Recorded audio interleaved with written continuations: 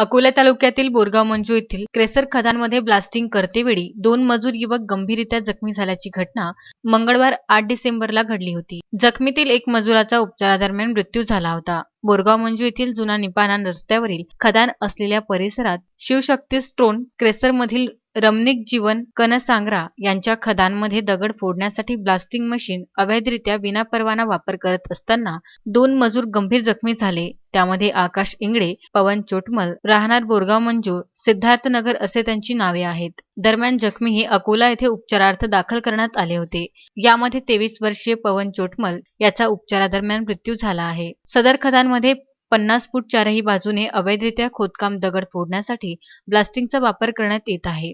यासाठी खदान मालक अवैध खोदकाम कोणत्या आधारे करतात असा प्रश्न विदर्भ न्यूज 365 ने प्रकाशित करून सदर घटनेसंदर्भात बोरगाव मंजू पोलीस स्टेशनचे कर्तव्यदक्ष सुनील सोळंके यांना माहिती मिळताच त्यांनी पोलीस उपनिरीक्षक ज्ञानेश्वर चव्हाण व कर्मचाऱ्यांसह घटनास्थळी जाऊन पाहणी केली होती.